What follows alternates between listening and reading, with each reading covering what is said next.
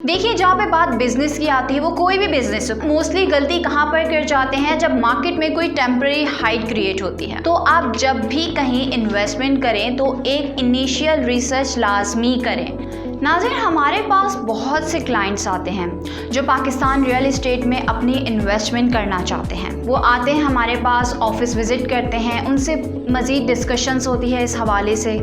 तो उस डिस्कशन में बहुत से इन्वेस्टर्स हैं जो हमें अपना पास्ट बैड एक्सपीरियंस भी हमसे शेयर करते हैं कि उन्होंने आज से 2 साल या 4 साल पहले कहीं पे इन्वेस्टमेंट की थी, या उन्होंने किसी सोसाइटी में अपनी इन्वेस्टमेंट कर चुके हैं लेकिन वो स्टक हो चुकी है।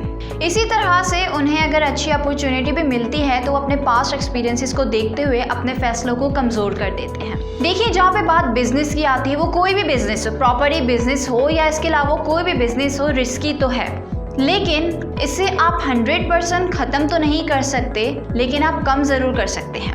और अगर आपका रिस्क लेवल कम होगा तो डेफिनेटली आपको रिटर्न प्रॉफिट ज़्यादा मिलेगा। तो चलिए कुछ ऐसी बातें डिस्कस करते हैं आज कि आप उन चीज़ों को कैसे अवॉइड करें।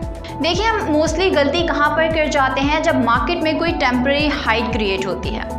हम क्या करते हैं, उन टेम्पररी हाइप की बेसिस पर हम अपनी इन्वेस्टमेंट कर देते हैं कि हमने फॉर एग्जांपल मीडिया पे कोई एडवर्टाइजिंग देखते हुए कि ये प्रॉपर्टी बहुत अच्छी जा रही है, यहाँ इन्वेस्टमेंट कर लें, आप वहाँ कर लें। तो मेरा आपको ये पर्सनल मशवरा है कि आप टेम्पररी हाइप के बेसिस पे अपनी इन्वेस्टमेंट ना करें, क्योंकि अभी आप तकरीबन 2 से या 5 से 6 साल पीछे अगर आप देखें तो ऐसे कई लोग हैं जिन्होंने हाइप की बेसिस पे अपनी इन्वेस्टमेंट तो कर दी, लेकिन अब तक उनकी वो इन्वेस्टमेंट स्टक हुई भी है।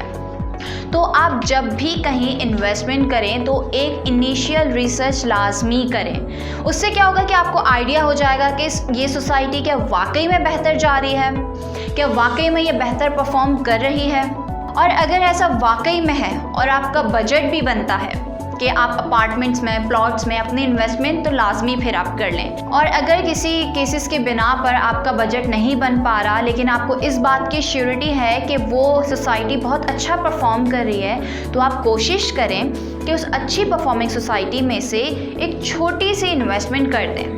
अब फॉर एग्जांपल अगर रेजिडेंशियल आप पॉइंट ऑफ व्यू से देखते हैं तो आपके पास डाउन पेमेंट का बजट नहीं है, लेकिन अगर आप 5 मरले पर चले जाएं, आप कमर्शियल की तरफ चले जाएं, तो आप एक अच्छे मॉल या किसी शॉप में आप अपनी डाउन पेमेंट अगर वहाँ पे कम हो तो आप उस सोसाइटी में अपनी एक छोटी सी इन्वेस्टमेंट कर सकते हैं। अब इससे क्या होगा कि एक सोसाइटी बहुत अच्छा परफॉर्म कर रही है तो सोसाइटी में जितने भी इन्वेस्टर्स होंगे उन सबकी ट्रांजैक्शंस चल रही होंगी, डेवलपमेंट्स हो रही होंगी, तो आपकी वहाँ पर छोटी सी इन्वेस्टमेंट भी उस वक्त बहुत अच्छा परफॉर्म करेगी। देखिए, कुछ ऐसे लोग होते हैं मोस्टली, वो क्या करते हैं कि वो डायरेक्ट डेवलपर्स के साथ अपनी जो है वो इन्वेस्टमेंट करते हैं, उनसे डायरेक्ट कांटेक्ट करते हैं। तो मैं आपको ये रिकमेंड करूँगी कि आप कोशिश करें किसी रियल एस्टेट एजेंसी के थ्रू अपनी इन्वेस्टमेंट करें। उससे आपको ये फ़ायदा होता है कि उस एजेंसी को देखिए पहले से चीज़ें पता होती हैं, उसे रियल एस्टेट मार्केट की नो हाउ होगी, वो उस एरिया में जो है उनका काम चल रहा होगा, तो उसे लोकल मार्केट का भी आइडिया होगा कि कौन सा डेवलपर कैसा है,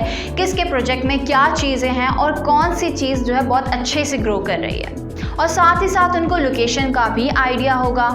तो अगर आप किसी एजेंसी के थ्रू अपनी इन्वेस्टमेंट करेंगे तो डेफिनेटली आपको ये बेनिफिट भी होगा कि आप उसको जब रीसेल करने जाएंगे उसमें भी आपको मदद मिलेगी। तो ये तो कुछ छोटी सी अहम बातें थीं। अगर आप इन चीज़ों को समझें और इन पर अमल करें तो आपको इंशाल्लाह फ्यूचर में बहुत बेनिफिट होगा। तब तक के लिए हमें इजाज़त दीजिए, हम आपसे फिर मुलाकात करेंगे अपनी अगली वीडियो के साथ।